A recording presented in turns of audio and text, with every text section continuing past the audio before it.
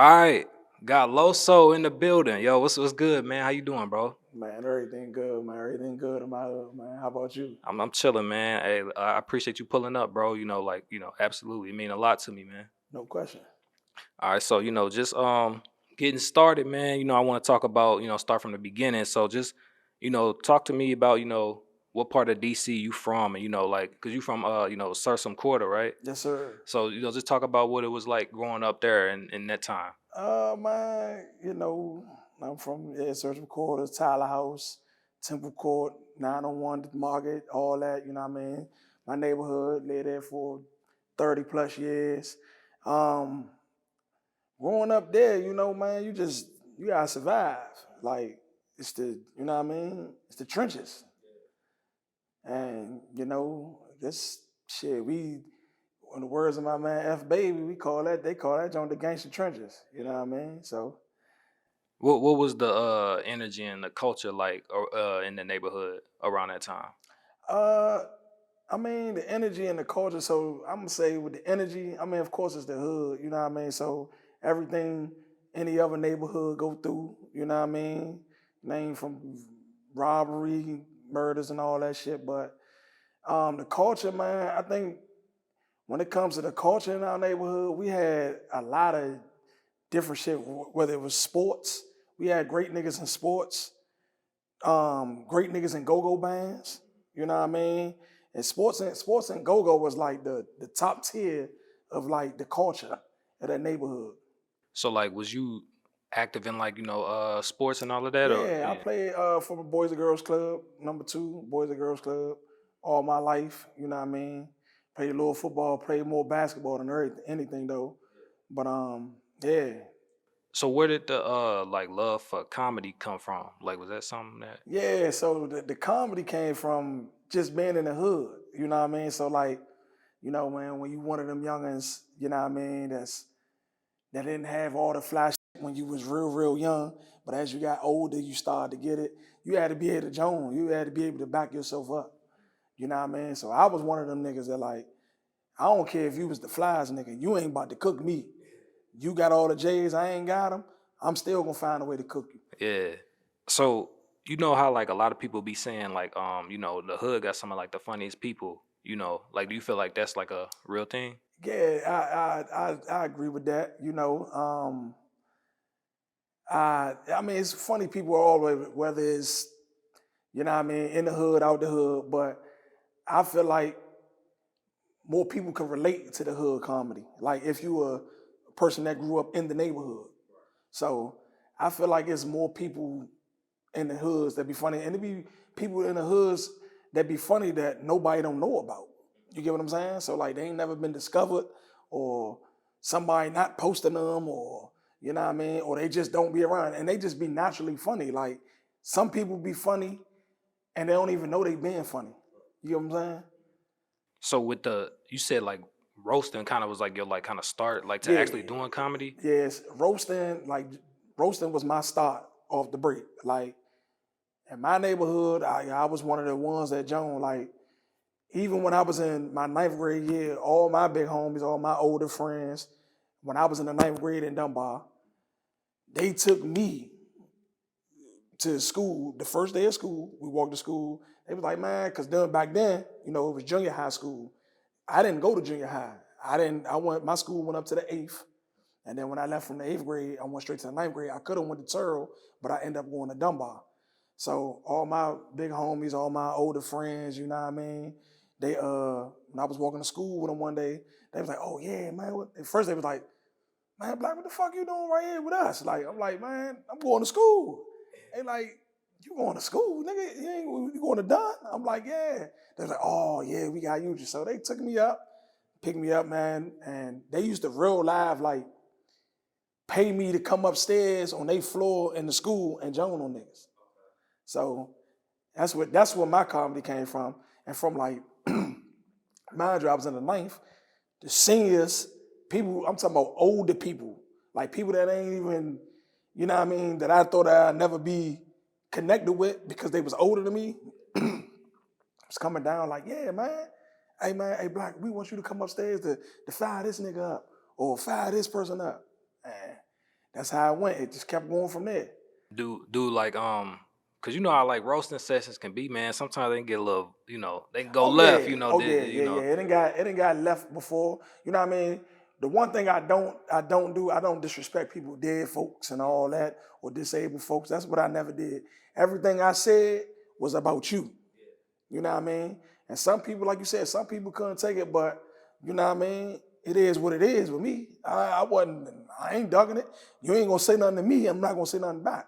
Or even if I did start it with you, like that's just what it is. Like, So you seen the cop that it got like roasted that went to Dunbar, right? yeah, So yeah. that is was it kind of like shit like that would kind of like happen every day? Oh yeah, that was an everyday thing. I don't see he and the younger Dunbar, he wasn't with me, but that's an everyday thing. Like how them youngers blitzed him. That's an everyday thing. He said it was him though, so you know what I mean. I wanted to know. I like I said, I don't know. I know of him, but I don't know him because I didn't go to school with him. So what was like when you was roasting was that like the and then the reaction you was getting from people was that like kind of like when you realized like you was funny? Yeah, that's I kind of like figured that out. Like as I grew older, and people used to be like, "Yeah, man, hey Slim, you realize I be fine niggas up just for the fun of it." Like I then flunk classes because I'm skipping class to go join on somebody. But I kind of like grew onto it. It wasn't even just only just Jonah though. It was like even improv comedy. Like I'd be outside doing something, and people just like, bro, that's some funny ass shit. You know what I mean? So I kind of like figured out. It got like I said, it got more and more once I got in high school and once I was in the band in TOB. We're gonna touch on that too. I Okay. want to cover that, but kind of lastly on the early stages of comedy, like who was some of the first people, whether they was like comedians or just normal people in your everyday life that like kind of made you fall in love with like comedy? Man, I ain't gonna lie, man. Martin, I ain't gonna lie, Martin, Bernie Mac, them two like top 10, Dave Chappelle, you know what I mean? Um, Shouts out to my man Chico Bean, Chico. Shit, it's a couple of people I can name, man. Just people in the neighborhood too. You know what I mean? Just rack of funny motherfuckers. Rest in peace, my man Uncle Skeet. You know what I mean? One of the funniest old niggas I know. You know what I mean? Just a bunch of old motherfuckers that I just grew up or ran around or just seeing. You know what I mean? So you mentioned it earlier. You talked about the band, the go-go band T.O.B. I wanted to ask like how did that well first when did that come together and like how did that band come together? All right, so everybody always want to know the story. So this how it went. We had our own band around the quarters. We had our own young band called MDB. It was called Mad Destruction. Um, Me, Flip, my man Arvo, B Fry. You know what I mean? We had our own band, like I said. We How could I say it? All right, we was rocking, but we didn't have no management. Like we was getting the shows on our own, and you know what I mean? And we was gigging, walking around with equipment and shit, gigging, finding spots to play at. And one day, you know what I mean, after we played around our neighborhood, you know what I mean, from Sursum Quarters Day, niggas just was like, man, I'm sick of this shit. Like, I'm sick of this shit. I'm tired of this shit. Like, we playing, but we not playing. Like, you know what I mean? We only played at one spot. We don't got no manager, so niggas just started quitting. So as the days go by, Arvo leaves. He was the first person to leave. Arvo was actually on the mic for us. He went to Bacchus with Chris and Meaty. They started TOB. And Gleesh, Asa, young, started TOB, and he ended up playing the drums. But as long as we knew Arvo, we never known Arvo to play the drums. Because our drummer was Eastside, my man, God rest his soul. He was our drummer. And he was nice. But we never knew Arvo could play the drums. Nobody never knew that. We came back in, boom, Arvo was playing TLB. He grabbed Flip, boom. He grabbed Flip from our band. Flip was our lead boy, and our band, Mad Destruction, is my best friend, right hand. He grabbed Flip, and Flip was like, man, he went over with Chris. Him and Chris end up linking. They started seeing eye to eye, connecting. And another thing is, I wasn't the keyboard player at Mad Destruction. I played the congos. I was the congo player. Our keyboard player, Quet, man, you know, just everyday goofy ass kid, you know what I mean, always getting in trouble and shit. He couldn't play at a show one time. And I had to fill in because I was the only person that knew how to play everything he knew how to play. He showed me, and I just kept going. So before I ended up going over to TLB, and I was just lost in the sauce. I wasn't doing nothing. I was just still just hooping, playing for the rep. And one of their keyboard players in TLB had ended up getting in trouble, getting put out the band because we was young, like I said. And before I was actually playing the keyboard, but he wasn't a keyboard player. He was a timbali player. And they called me one day. It was like, man, Tina B wants you to come to practice. I'm like, who is Tina B? I'm like, who is Tina B? They like, that's the timbali player, Gleesh, Asa. That's his mother. She our manager. So I'm like, what she want me to come to practice for? They like, cause she wants you to play the keyboard. I'm like, I don't play no damn keyboard. I'm not no keyboard player. I played one show with the band, with our old band, because Quack couldn't play. And I went there, they showed me the music, and I just picked it up fast. They was like, hey man, you want boom, boom, boom, boom, boom. Like you in the band. Like, yeah, sure. Like, you gonna be our keyboard player. So Chris was like, man, I'm gonna just show you. Chris, the most multi-talented person I ever known in my life. Nigga know how to play the keyboard, the drums, any instrument you name, except for I like the guitar and the bass. But he the one showed me the music. Like, man, this all you gotta play. I'm like, that's it? He like, yeah. And I got in the band, and I've been in there ever since then. Y'all was playing during, you know, what people call like the last great bounce beat era. Mm-hmm. What made that moment in DC music history so like raw and unforgettable? Polo from TCB and the Bounce Beat Kings made a sound that nobody can, you know what I mean, change. Like, they changed the sound of go-go. Like, I love all my old, like I say, I come from a go-go family. My uncle, the lead talker for Pure Elegance. Everybody know what band that is. But I come back out, my favorite band, TCB, my second favorite band, MOB.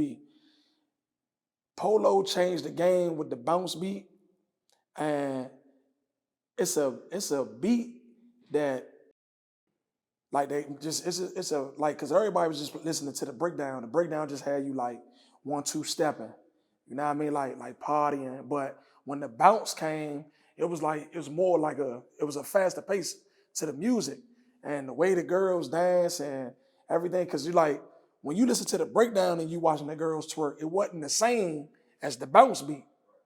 You know what I mean? So Polo, man, he changed the sound of go-go, and the glorious days, man, of bounce beat. I mean, like I said, we still trying to keep go-go alive now, but them glorious days in 2000 eras, and like when they first dropped it, you know what I mean? Those days of bounce beat is I ain't gonna lie, that changed the go-go. That changed the world, the sound of go-go, the go-go world. Because people was like, man, they packing out these shows, TCB packing out these shows, and look at they shows. And this band was better than that band at one point in time. So how can we do this? How can we do that? So the people just started to like feel the flavor of the music. And then once that happened, the older bands started to feel like, man, this is a new sound. Let us do this. And let us see it. And they started to feel like, oh, I see where it's coming from. I see like the people, like how they like to party to the music. So the bounce beat, man, shouts out to Polo, Neil, TCB, the drummer, for changing that, man. That's one significant sound that I ain't gonna lie, that changed my ears to go-go and changed the aspect of go-go. You talked a little bit earlier about your coming in the era with Young Gleesh. What was your relationship like with him back then, and like how is it today? That's my man. That's my man 10,000 grand, you know what I mean? Ace is man, that's his real name. Ace, you know what I mean? Gleesh is my man. Growing up with him, I mean, I kind of feel like you just was gonna be just like he brought out comedy for me too. Like he brought the comedy out of me. Like he always wanted me to do something funny. And he had like this motherfucking his Tina had like this motherfucking machine in her house, like this workout machine. And I used to just do like it's one of them little jumps that you put your legs on and you do like this. But I used to call it the sex machine. And I used to make up this song and I used to swing them like sex machine, the sex machine. And everybody just used to always laugh at the shit. Cause we used to be like, hey, just imagine the broad bent over right there and you hitting her like sex machine, the sex machine. And everybody, you know what I mean? So he was one of them friends that like, he bought the funny out of people. He was one of them friends that made you a better person. I can say that because like anytime something, whether it was with go-go, music, sports, he always wanted somebody to be better. He always be like, bro, you like that. You could do this, you could do that. He always had good vibes with me and telling me what I should do and what I should, and like just with the music with him, vice versa, because I would never thought he would become a rapper. And when he became a rapper, I looked at him first like, bro, you ain't no damn rapper. Like, yeah, and it took him places, you know what I mean? It took him places and it kind of like, I kind of like gave him the same treatment that he gave me. Just to calling him, I was in college, be like, hey, bro, I'm proud of you, bro, man. Like, you surprised me, you know what I mean? This your shit now, like, keep it going. He like, man, I told you. Because this nigga just randomly one day, he was working at Starbucks and just stopped dropping everything. Like, man, this shit, I'm not working here no more. Like, I'm about to be a rapper. And he did it.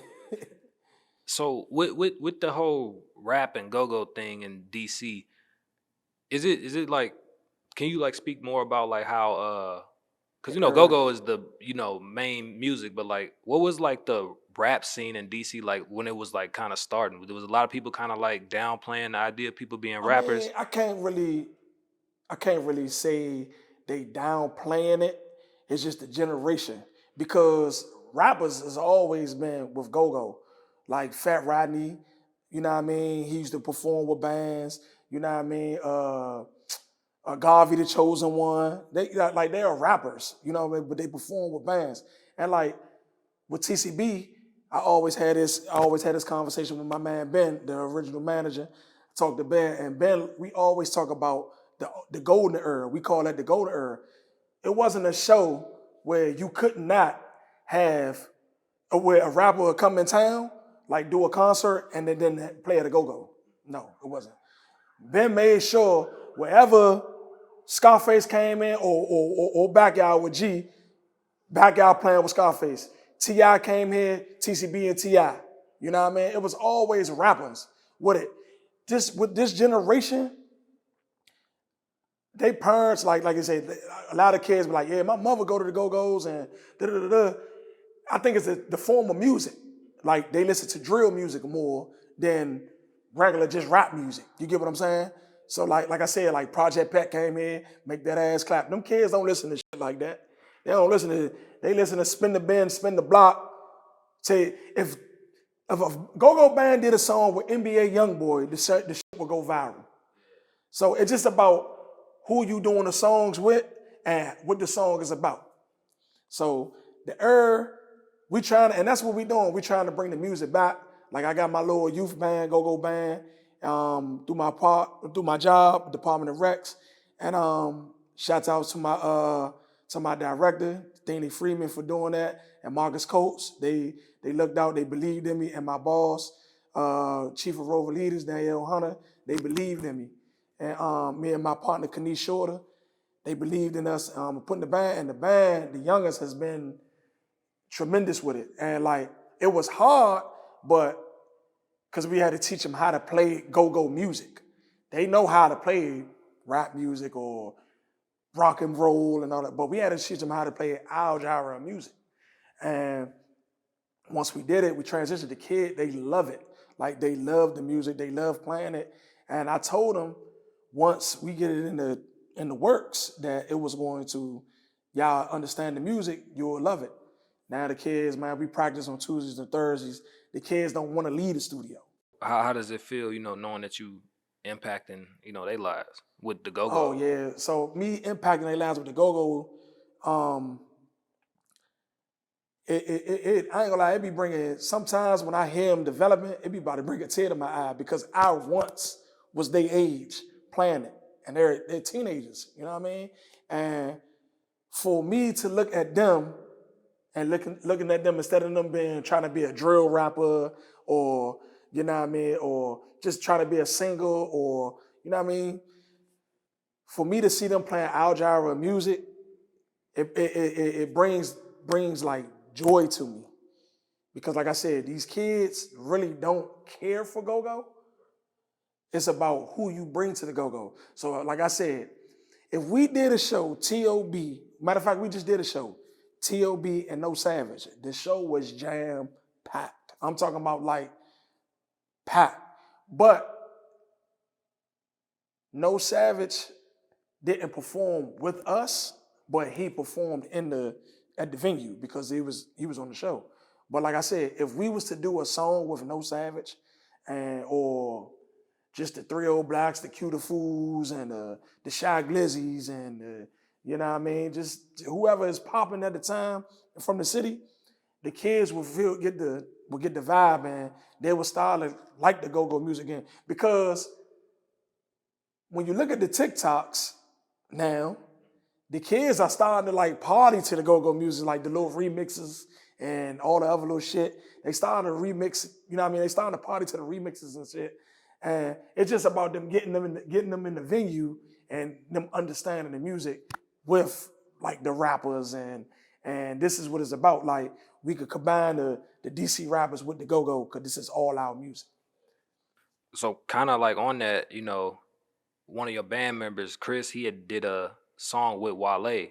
How talk about like how big that was for the band. Man, that was an awesome feel for the band and awesome feel for Chris, man. Like, you know what I mean? Bro always say, like, man, whatever I do, T.O.B. gonna be with me. So like he stand on 10 on that, like every time.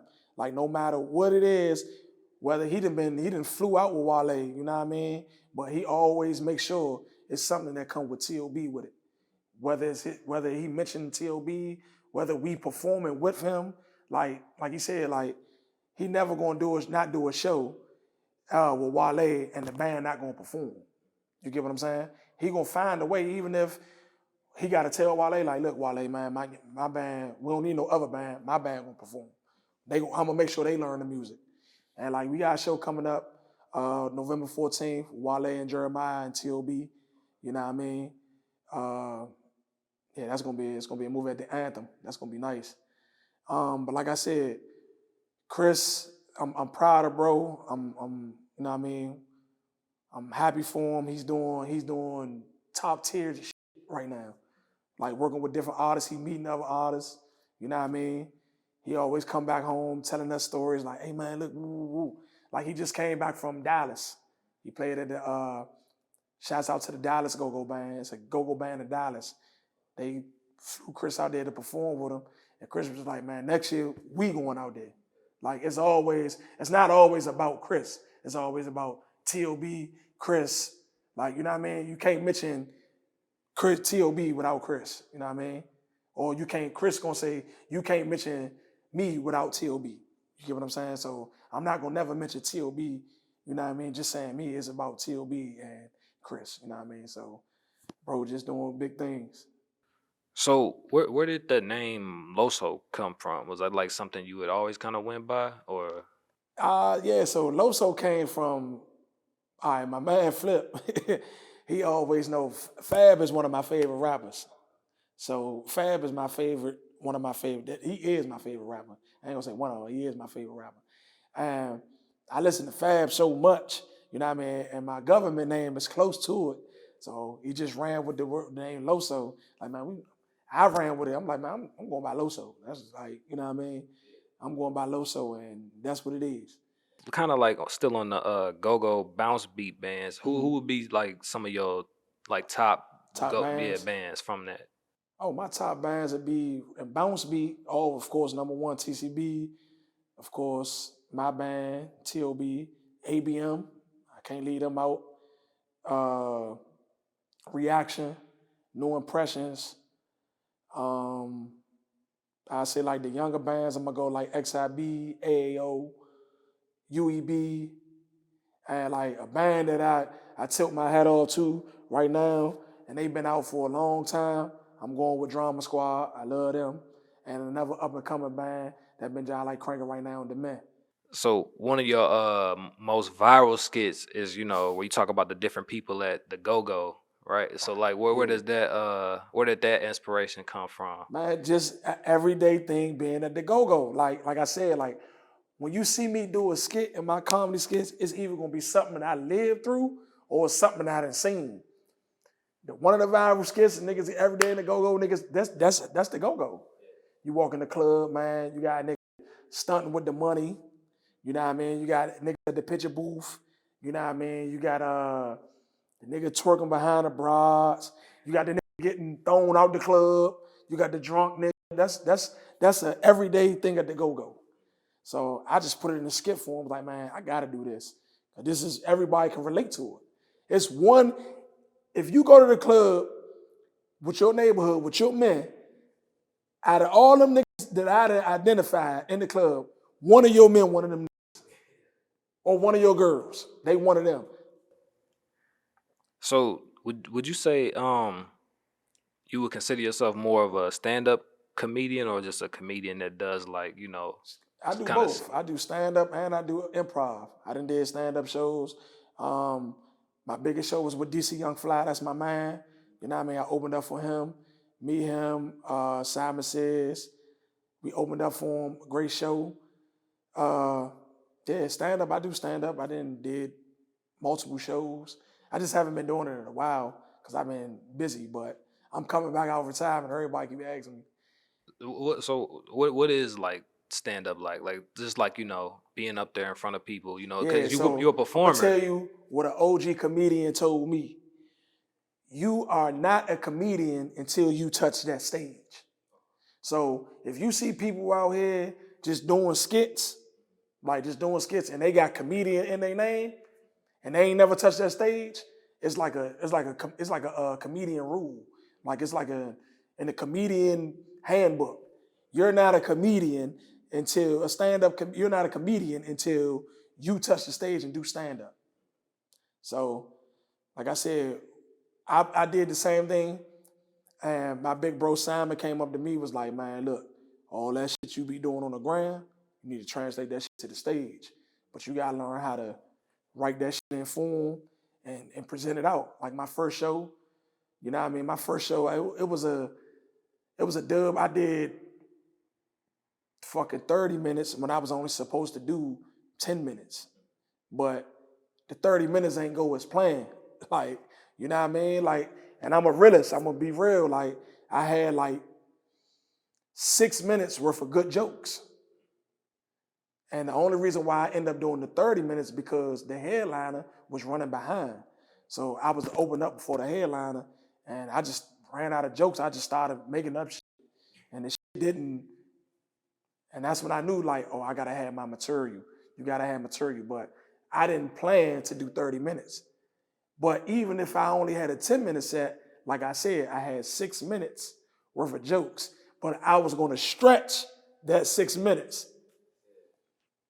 So you also done, you know, like you acted in like local films too, you Uh-huh. know. What would you say the difference is between creating for like IG and like performing in front of the camera, like for like movies and stuff like that? Uh, with IG is more like it's more animated, where though the acting role like it's more on a serious tip. Like we got to get this shit done.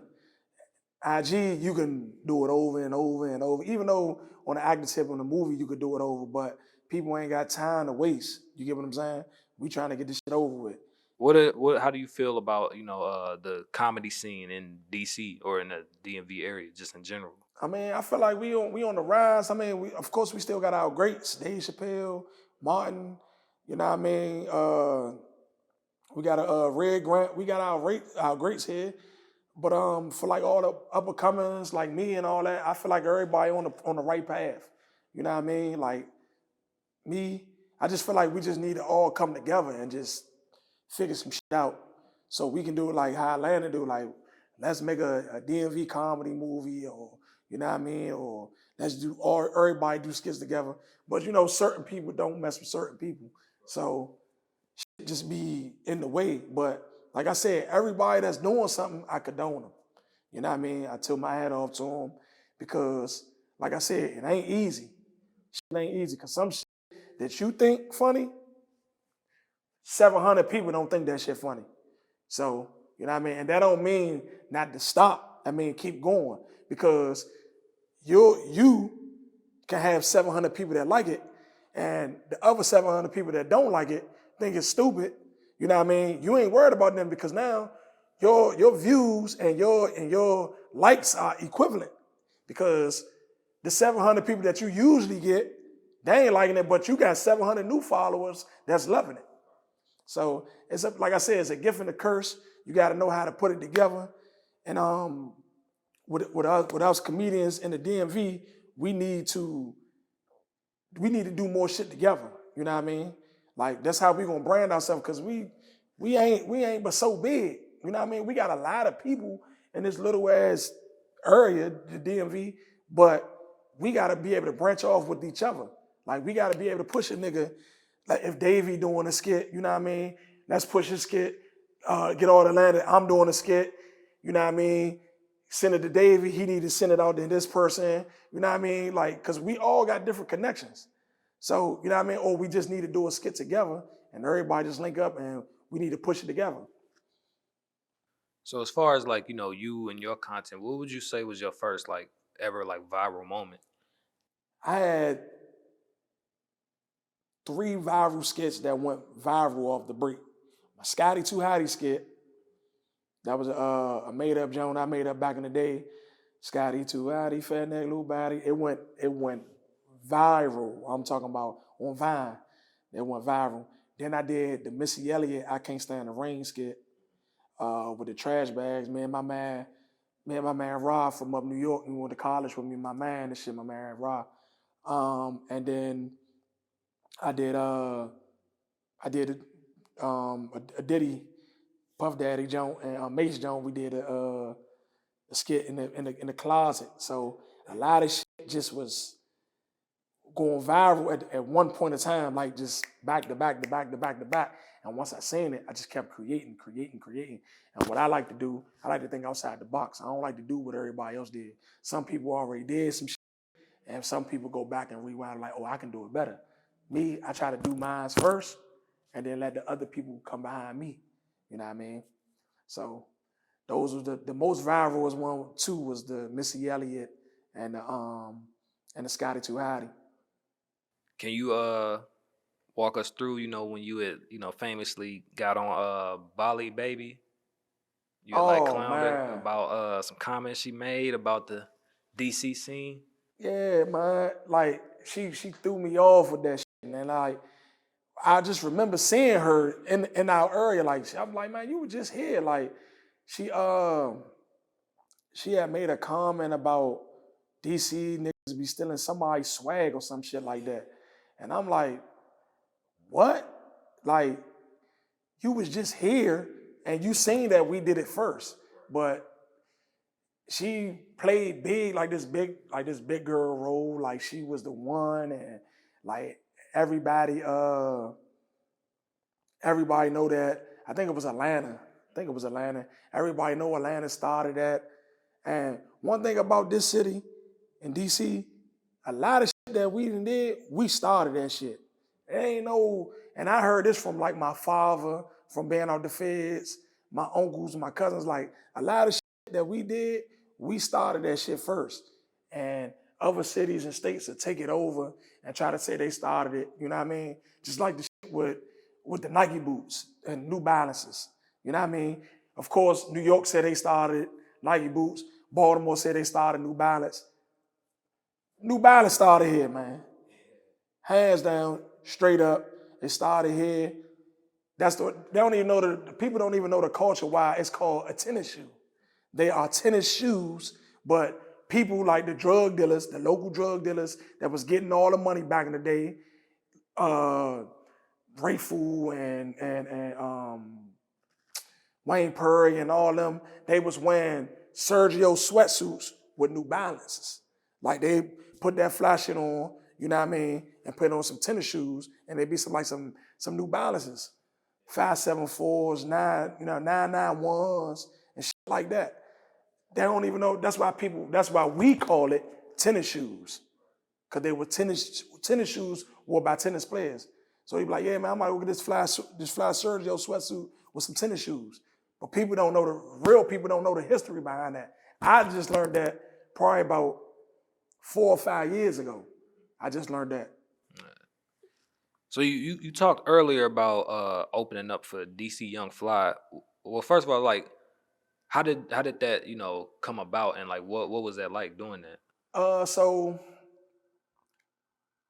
Rest in peace to my man SpongeBob.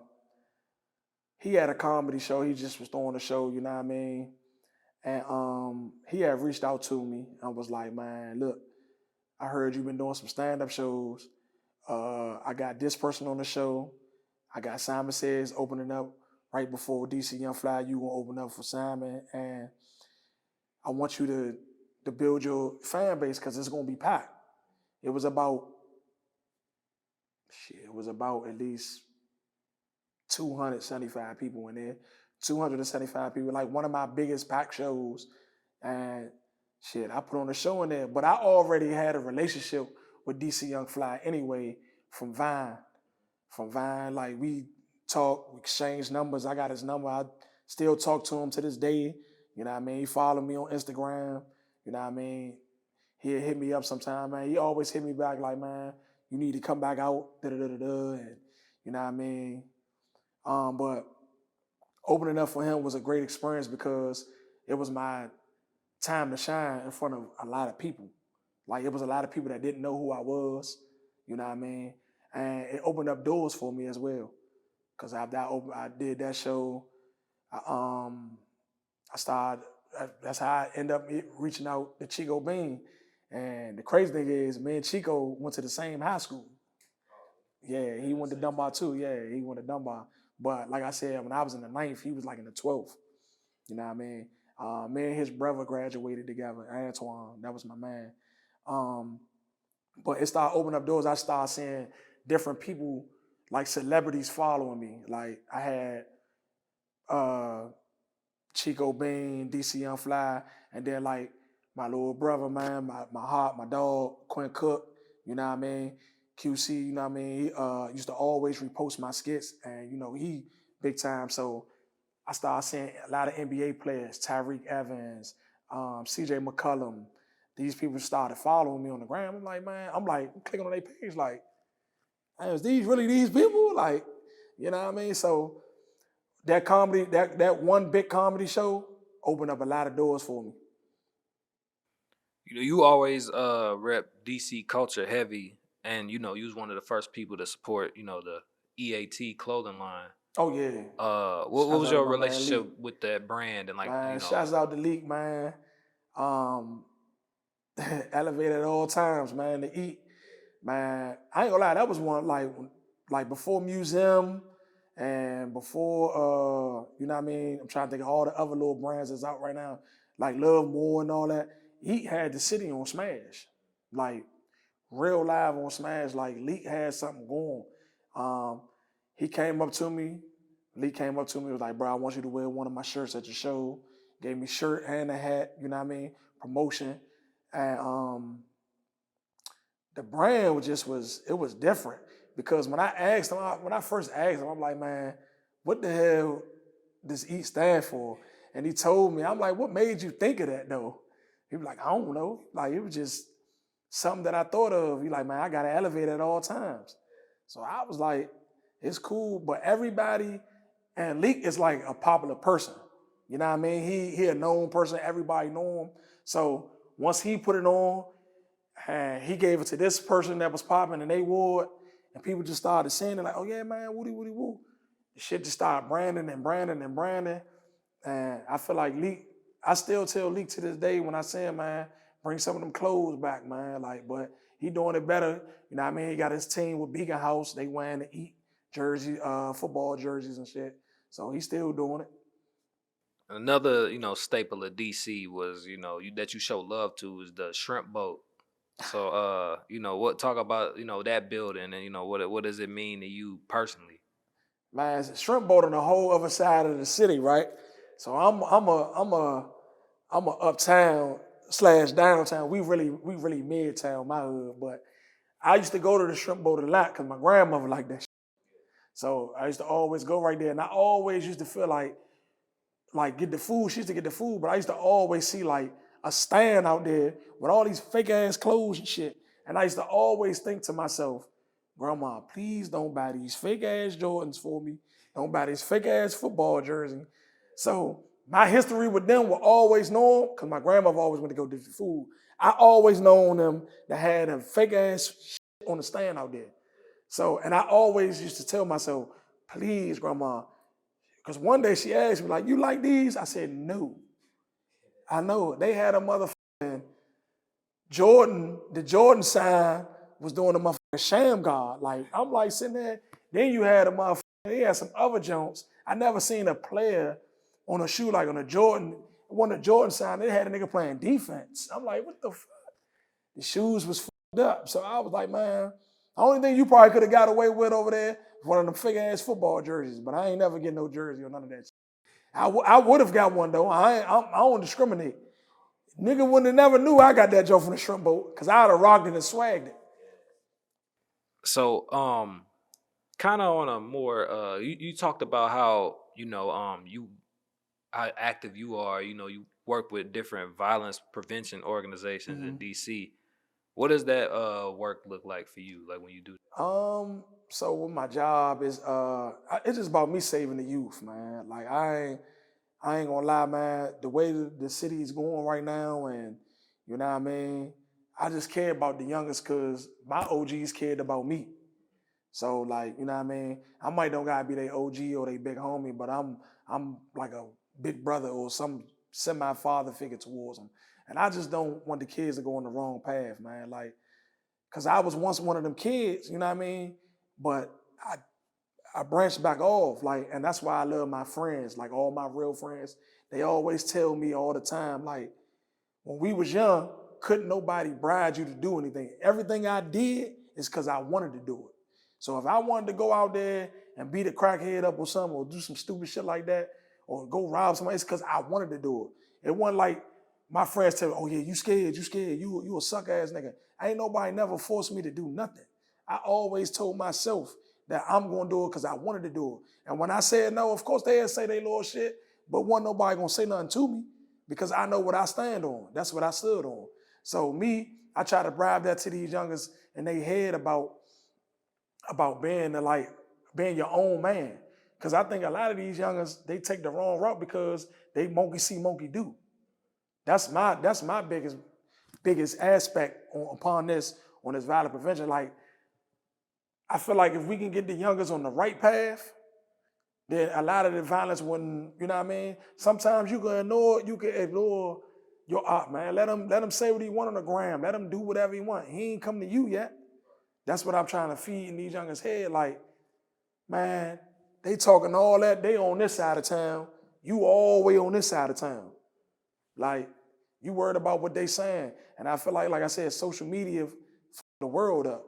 Like, not just the kids, it the world up. Older people, younger people, you know what I mean? Social media. Everything got to go on social media. No, it don't. That's not how the world's supposed to revolve. So how does it, or what does it mean you feel like for DC to have like people like you who are like, content creators and active on social media. You got heavy social media presence. Mhm. How does it, or what does you feel like it means to have people like you all doing stuff like violence prevention programs? Like I said, it's a gift and a curse because like some of these youngers will test you. Man, you the goofy nigga from Instagram. Like one of them, like for real, and you'll have to lay low, like, bro, I'm not one of them. Like, don't get it twisted. Cause some people see me outside and be like, man, you look mean as shit. They be saying that to me, like, you look mean. But on Instagram, you the happiest person ever. I be like, man, I ain't no mean person. It's just my expression. This is me. But me doing that, working with the kids, like I said, it's a gift and a curse because it's a way because some of these kids will test you to go back to your old ways. And you out here being a violent preventer, trying to stop these youngers from doing the shit that you used to do, you know what I mean? They will test your soul to go back to doing that. So I say it's a gift and a curse, but with me, a lot of the youngers respect me, you know what I mean? And I respect them because like I said, like I'm not their father, you know what I mean? I'm just here to help. Like my goal is to get you out of that path, get you out of that path and get you on the right path. If you choose to still go that way, I did my part. I tried. So with me and my job, if I feel like if I try, and which I did, I done changed a lot of lives, saved a lot of lives, you know what I mean? I did a lot of things within my job. If I could continue to keep doing that, it's gonna keep making me happy. That's all I wanna do. I just wanna make sure the youngins be, you know what I mean, be successful, man. Like sending kids to school, you know what I mean? All the youngins that play basketball, getting them college looks, like, you know what I mean? Some of these kids need to see those aspects of life. Some of these kids need to see other cities and states other than DC, because this is all they know. You know what I mean? You got to go away. Go to California. I've been there. Go to LA. Go to school out LA. Go to school in New York. You might not never want to come back. So with the you know how it is with DC nowadays with the gentrification and everything. How is DC like now, like Southwest for example, like how the warfare is and everything. Like how do you see DC now as compared to when you was coming up and like the gentrification and everything? I see it as like I don't like, you know what I mean. I don't judge it because like I said, it's always gonna be people everywhere. Because like I went to college and I had to adapt to the other people. You get what I'm saying? I went to a school where it was 20% black in my first junior college. It was, you know what I mean. So, but the gentrification, like what I don't like about it is that how they had the city gentrified and they kind of like bowing down to what they asking for. Well, us, the others, the colors, you know what I mean? When we was asking for things, it take y'all a arm and a leg to think about it when y'all gonna do it and you know.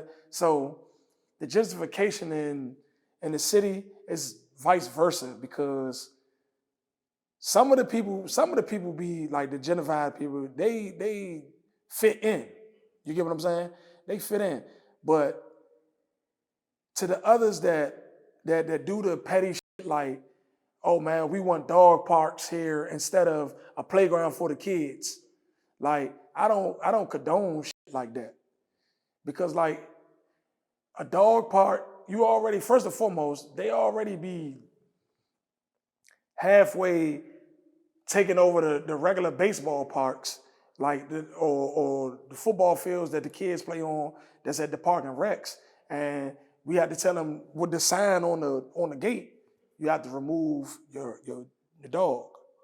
And they feel like just because they live in this area or they are they this type of person or they high standard that they don't have to do it. And it kind of like throws everything off because once somebody say something to them, they feel like they threaten, and it doesn't